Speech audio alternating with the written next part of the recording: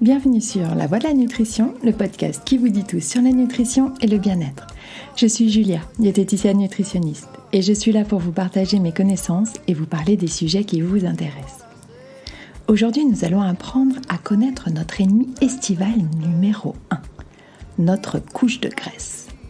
Nous parlerons de la préhistoire, d'inégalités génétiques, d'hormones, de collègues de travail, de stress et de hamster.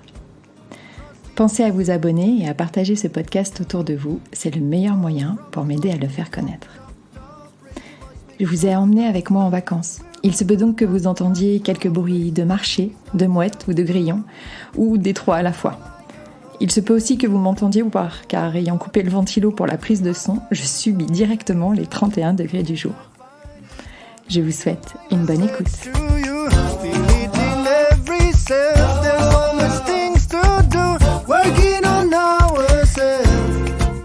Le gras, ou plutôt notre gras, pas celui que l'on trouve dans nos assiettes, mais bien celui qui se cache, ou non, entre notre peau et nos muscles, voire aux confins de nos viscères. Qu'on le nomme graisse corporelle, tissu adipeux, cellulite ou poignée d'amour, il est toujours le mal-aimé, le détesté, le pourchassé, celui que l'on traque devant le miroir ou entre les plis de nos vêtements, celui que l'on tente de camoufler sous des vêtements sombres ou amples, ou au contraire gainants, offrant ainsi un garrot version XXL à notre circulation veineuse et lymphatique. Mais qu'importe, puisque même si l'on ne respire plus, on s'est faxé dans un legging moulant, sculptant, remonteur de fesses. Ce gras que l'on essaye aussi d'anéantir à renfort de massages, de crèmes, de régimes farfelus, de pilules magiques qui fait brûler la graisse toute seule la nuit, de vêtements automassants, de séances de sport longues, intenses, ou les deux. Bref, on déteste ce foutu gras. Mais est-ce bien justifié ? Est-il le vrai problème ? À quoi sert-il, à part à nous pourrir la vie dans les cabines d'essayage ou sur la plage ? Est-ce que nous ne nous attaquerions pas aux symptômes plutôt qu'à la cause ? Est-il possible de ne plus avoir de gras, de s'en débarrasser pour de bon ? Pourquoi les femmes ont visiblement plus de problèmes de graisse que les hommes ? Peut-on manquer de gras ? Et qu'arrive-t-il si cela arrive ? Il y a des dizaines de questions que nous pouvons nous poser et auxquelles nous ne pourrons répondre qu'en connaissant mieux notre sujet. Alors, démarrons de suite et laissez-moi vous expliquer qui est ce gras et à quoi il sert vraiment. Le tout premier rôle de nos cellules graisseuses est la survie. Car oui, sans cette faculté que le corps a de stocker de l'énergie transportable sous forme de graisse et ensuite de pouvoir l'utiliser pour nourrir nos principaux organes comme le cœur et le cerveau, eh bien notre espèce n'aurait jamais évolué et nous n'aurions jamais vu le jour. Car à la préhistoire, temps béni où l'homme devait se bouger le popotin pour chercher sa nourriture, ceux qui survivaient étaient bien ceux dont le corps avait la plus grande capacité de stockage de graisse et la capacité à moins consommer d'énergie.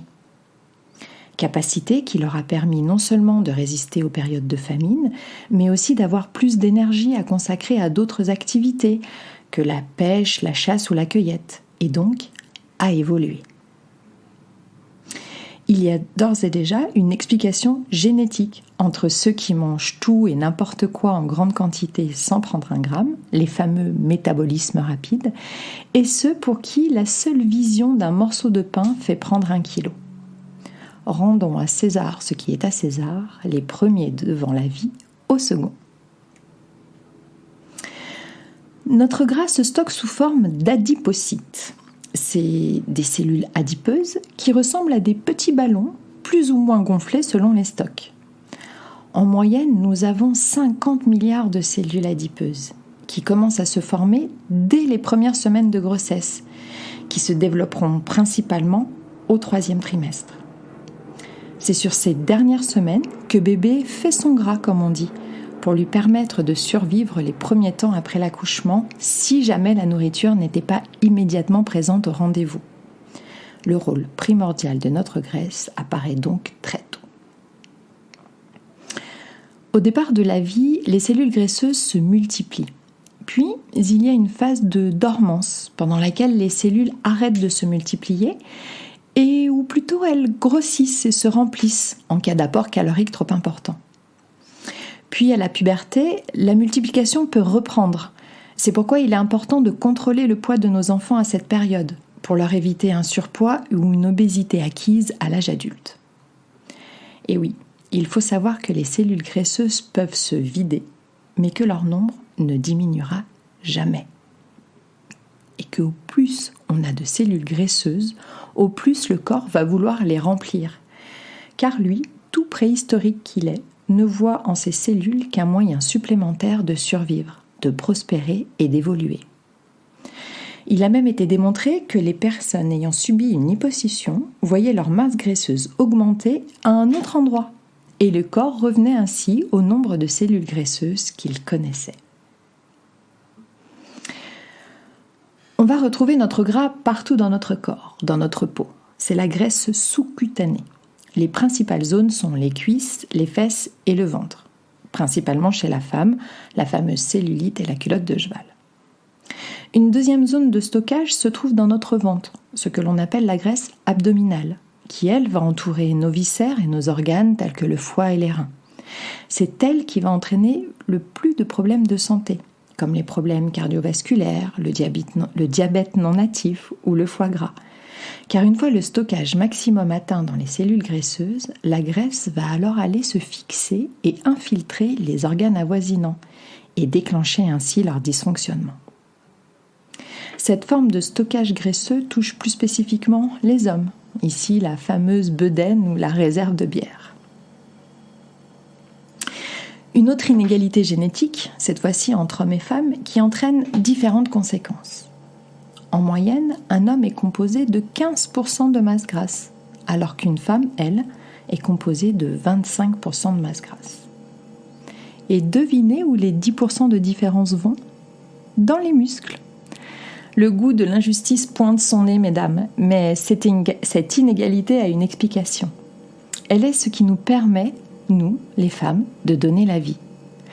Saviez-vous que le taux de masse grasse est ce qui enclenche la puberté et les premières règles chez les adolescentes ?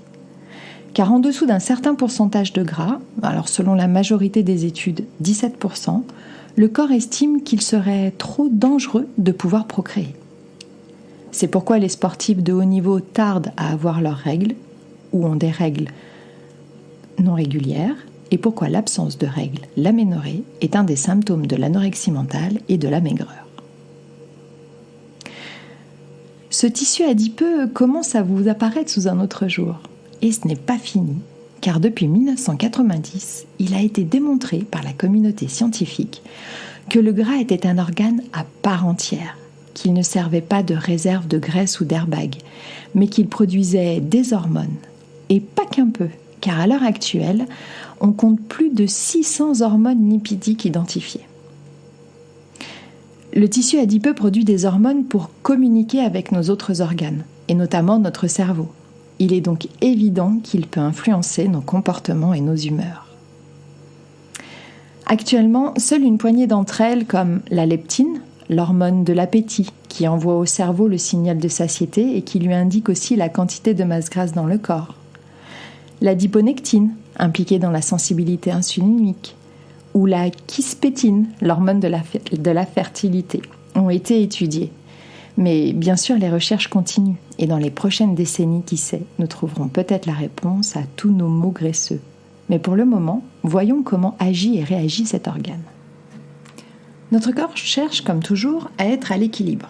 C'est pourquoi, lorsque nous mangeons, nous bougeons, nos différents organes communiquent entre eux. L'estomac, lorsqu'il est vide, envoie la gréline, l'hormone de la faim au cerveau, qui va lui indiquer qu'il faut manger. Pendant le repas, les intestins, mais aussi le tissu adipeux, vont recevoir des nutriments. Et lorsqu'ils jugeront être au top niveau, réserve énergétique et nutriments, ils enverront au cerveau un signal de satiété.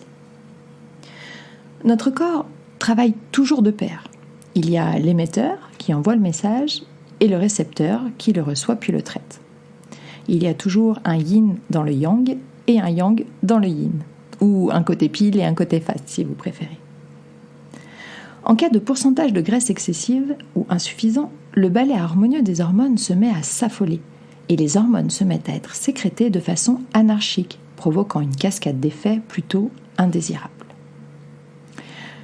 Pour une raison ou pour une autre, si nos organes n'envoient plus les bons signaux ou envoient des signaux erronés, ou si les récepteurs ne sont plus à même de recevoir ou de lire les messages, c'est la catastrophe et l'effet domino fait son œuvre.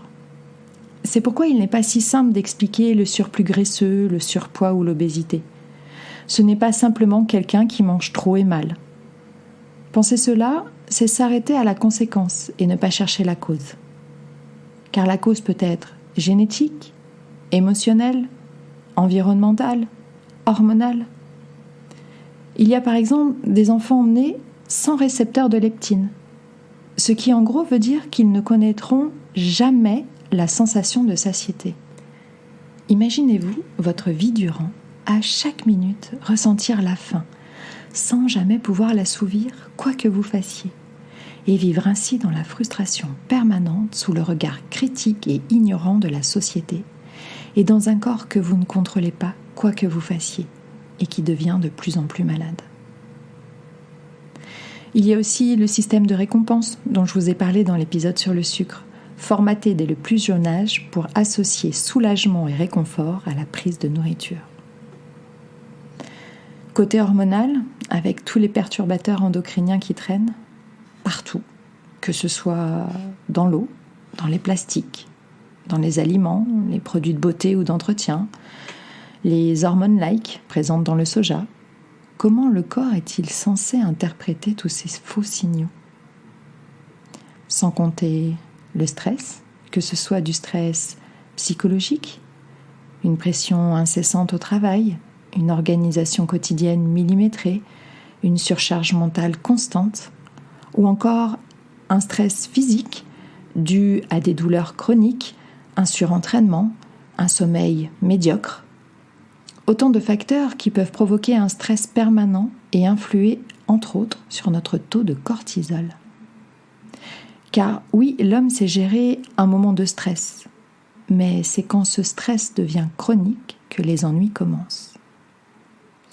Je développerai dans un prochain podcast toute l'importance de maîtriser son cortisol et donc son stress. À moins que ce ne soit maîtriser son stress et donc son cortisol. Mais soyez-en déjà conscients. Le stress, sous quelque forme qu'il se présente, va favoriser la prise de masse grasse et donc le poids.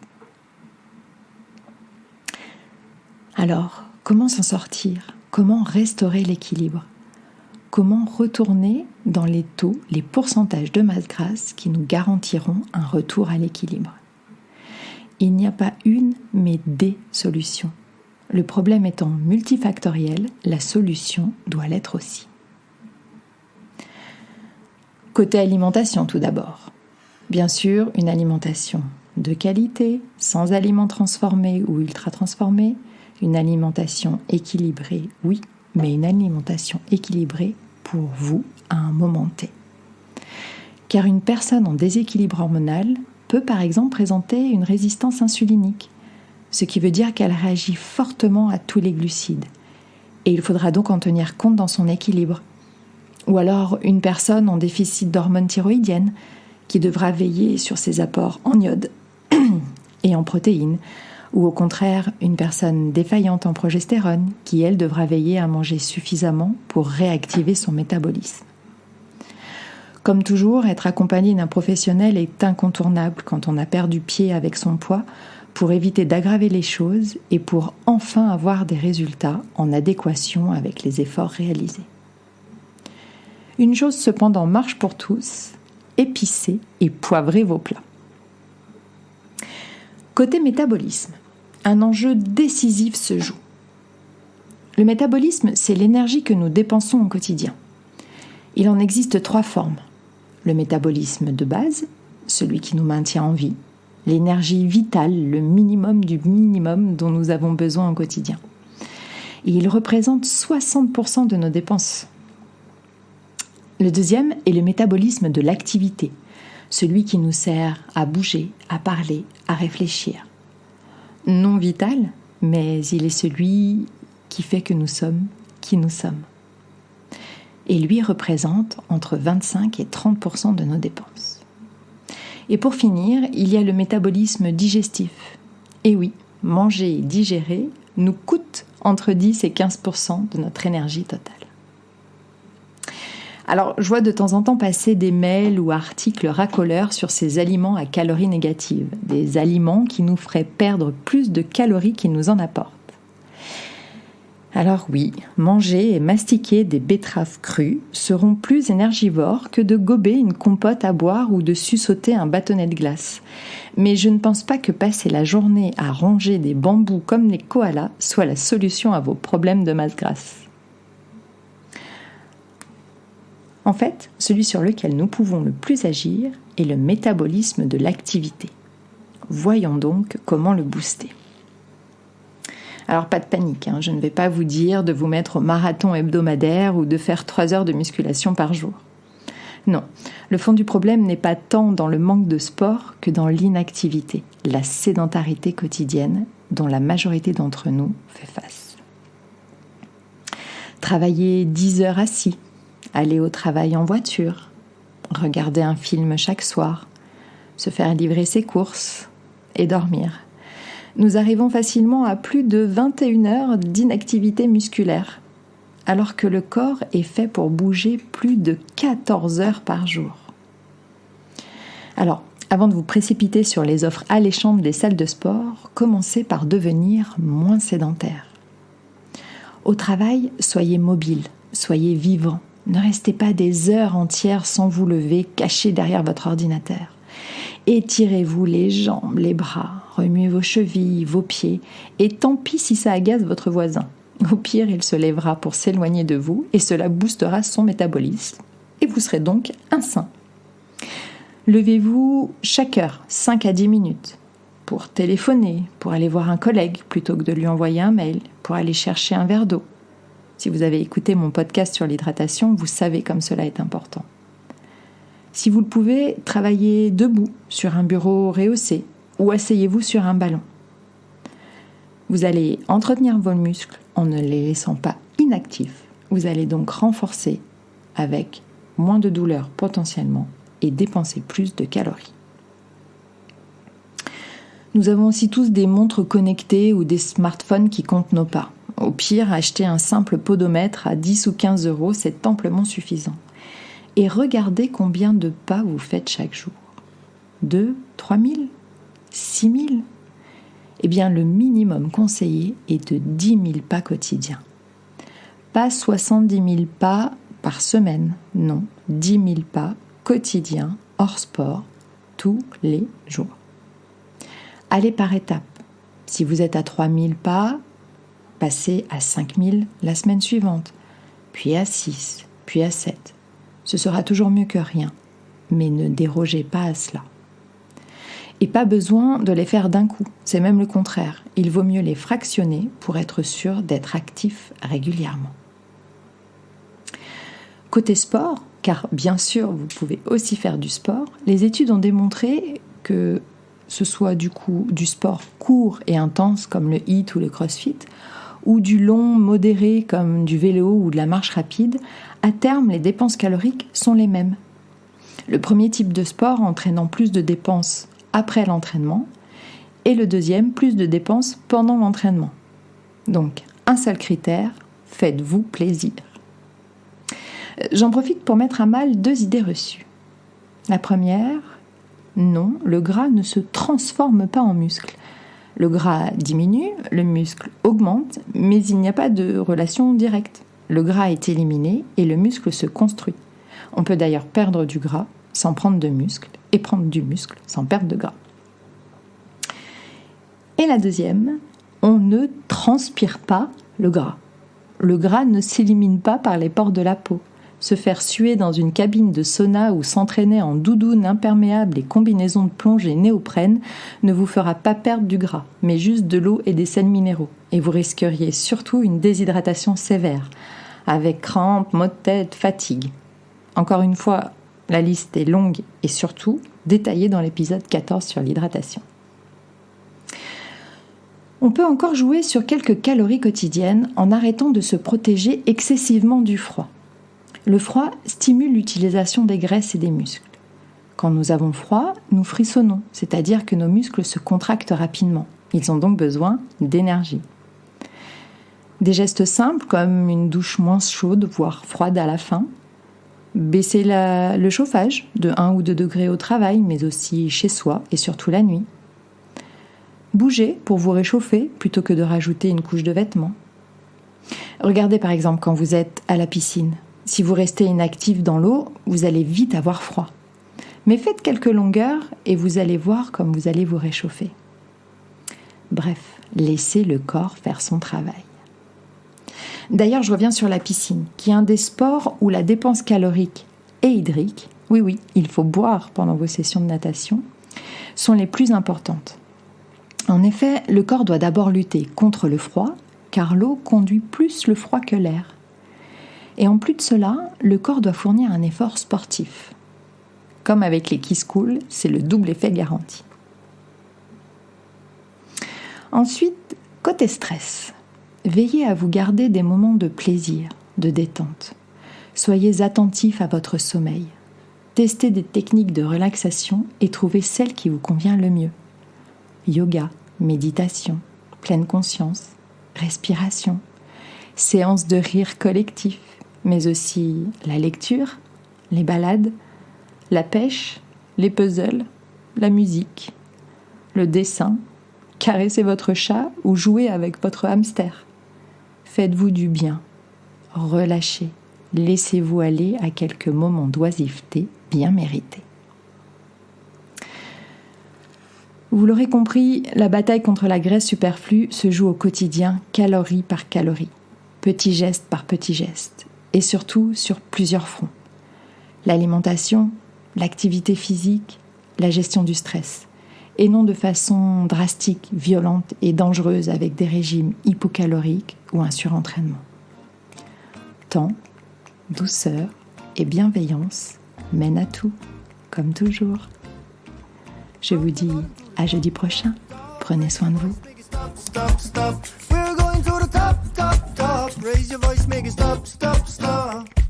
It's gonna be alright. Feel what I say. Get involved in the fight.